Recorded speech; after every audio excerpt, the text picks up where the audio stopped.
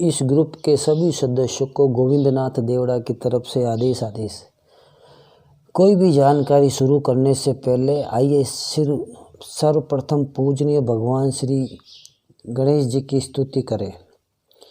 ओम नमो विघ्न राजाय सर्व सौख्य प्रदायिने दुष्टारिष्ट विनाशाय पराय परमात्मने लंबोदरम महावीर्य नाग यज्ञ प्रशोभितम अर्धचंद्रधरम देवम विघ्न व्यू विनाशनम।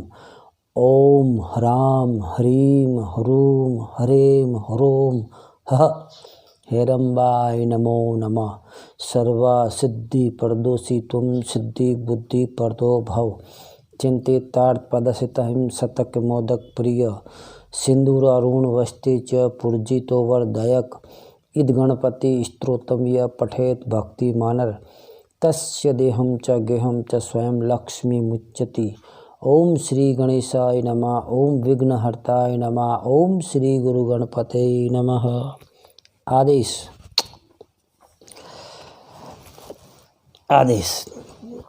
कभी कभी हमें ऐसे भी मित्र मिल जाते हैं जो हमारे समकक्षी है, हमारे जैसे ही हैं, ज्ञानी भी हैं, विद्वान भी हैं, हमसे ज़्यादा कई गुना समझदार ज्ञानी भी हैं। वो मजाक करते हैं। तो उन्होंने मजाक में हमसे एक प्रश्न पूछा। प्रश्न तो मजाक में वो पूछा, लेकिन उसका जवाब बड़ा सीरियस है।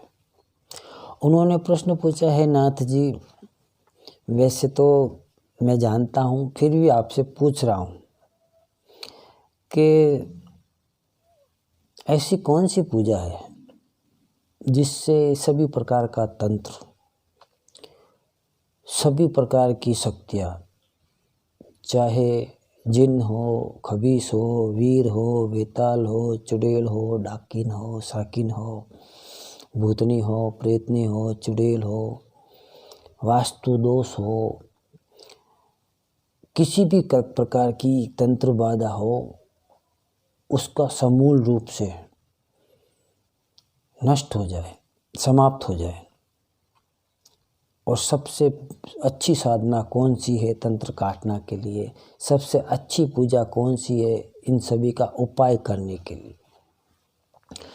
तो देखिए, हमारे हिसाब से उनके प्रश्न का ही जवाब दे रहे हैं, आप सभी के साथ उनको भी साझा करेंगे।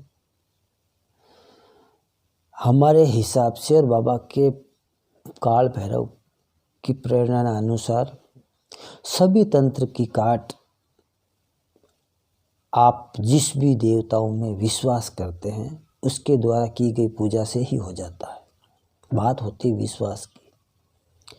और रियल सच्चाई देखी जाए तो भगवती महाकाली, भद्रकाली, 10 महाविद्याओं में काली कुल की जो विद्याएं हैं उनके द्वारा,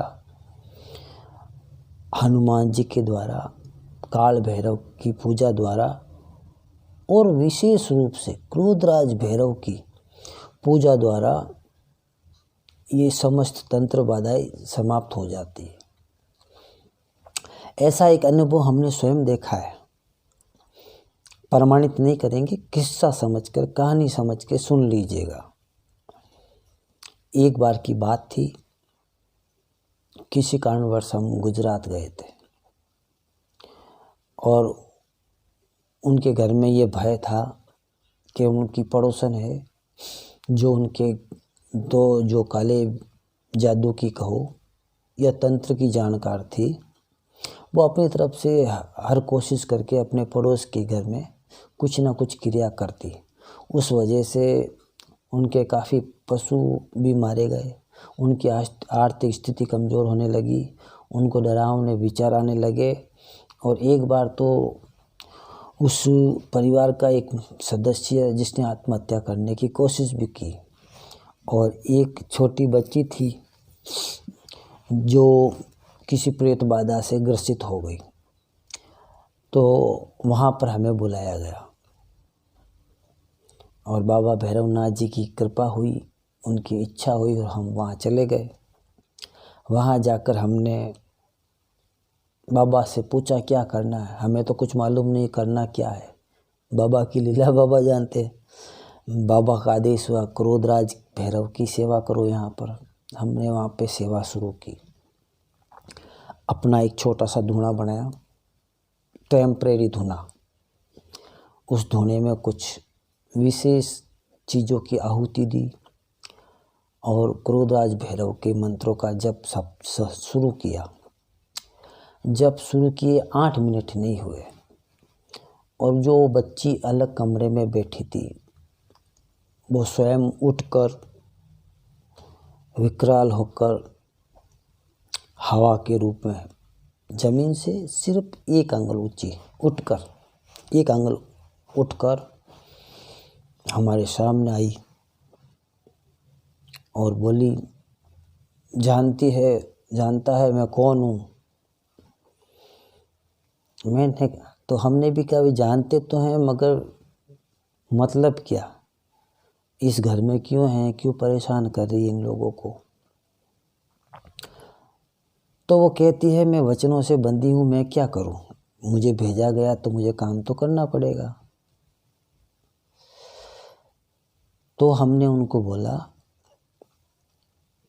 कि देख, प्रेम पूर्वक आपसे हाथ जोड़कर विनय कर रहे हैं, आप भी एक देवी शक्ति हो।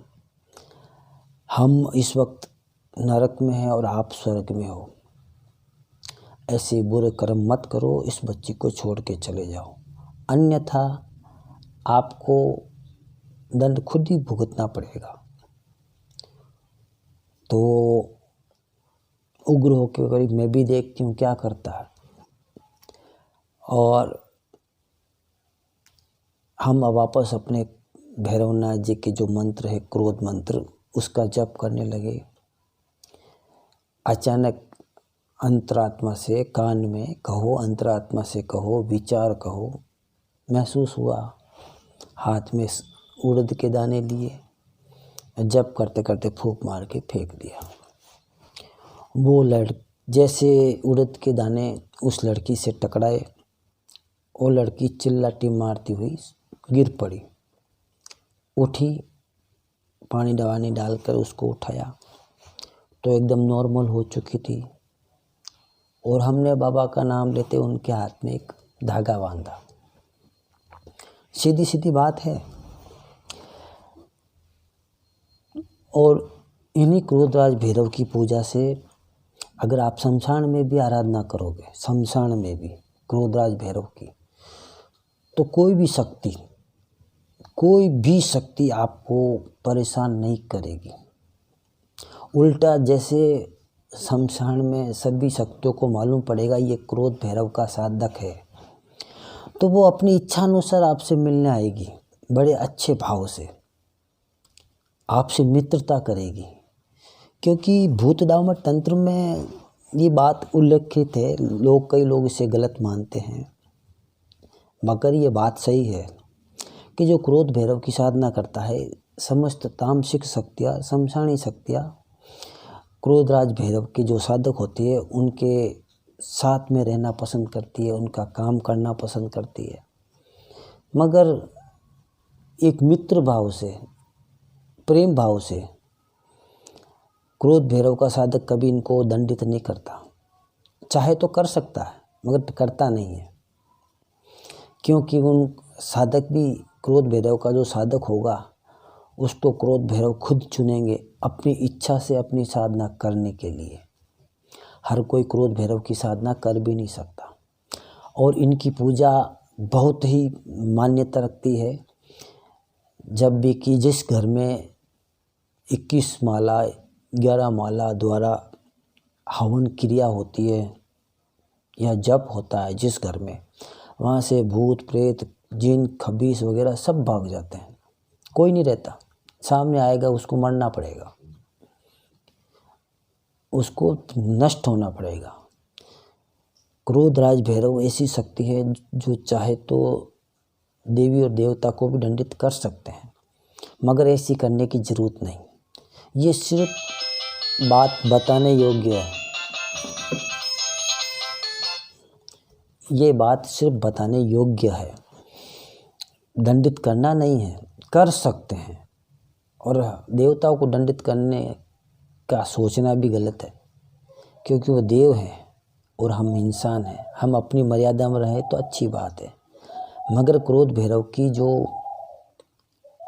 पूजा होती है, अर्चना होती है, उसके प्रभाव से घर में सुख शांति, शादी ब्याह, मान सम्मान, व्यापार, प्रमोशन, सब कुछ अच्छा होता है।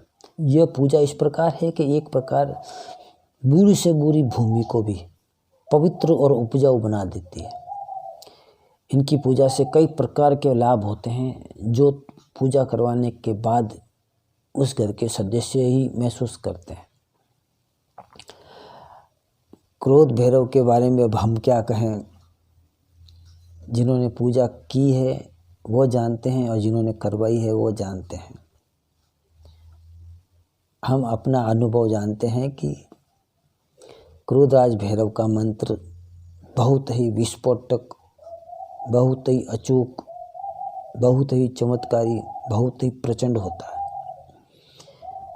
ये सब अपने अपने अनुभव की बात है, और हम तो यही कहेंगे कि हमारे अनुभव को मत सुनिए, खुद मरिए, स्वर्ग में जाइए, खुद साधना करके खुद अनुभव कीजिए, या फिर अपने घर में पूजा करवा के अनुभव कीजिए। इस पूजा के द्वारा, इस मंत्र अनुष्ठान के द्वारा हर प्रकार के तंत्र को समूल रूप से नष्ट किया जा सकता है। अब शुरुआत भगवान श्री गणेश जी से हुई, तो अंत बाबा काल भैरव की कृपा से होना चाहिए। तो आइए हम उनकी भी आज्ञा ले लेते हैं। ओम नमो काला भैरव, हाथ खड़ंग फूलों की माला, 64 जोगण संग में चाला, देखो खोली नजर का ताला, राजा प्रजा ध्यावे तोई, इस कड़ाई को बांधू मोही, मैं पूजू तुमको नित ध्याय, राजा प्रजा मेरे पाँव लगाए, भरी अथाई सब होई, मेरा किया सब कुछ होई, देखो भैरव तेरी शक्ति, शब्द साचा, पिंड काचा, फूरो मंत्रो ईश्वरो वाचा, सत्य नाम आदेश गुरु का। ओम ब्रह्म ब्रह्म ब्रह्म काल भैरवाय नमः। हमारा यह वीडियो अच्छा लगे तो लाइक कीजिएगा, शेयर कीजिएगा, और जाने अनजाने में हमसे कोई गलती हो गई हो तो क्षमा कीजिएगा। जय श्री काल भैरव। आदेश आदेश।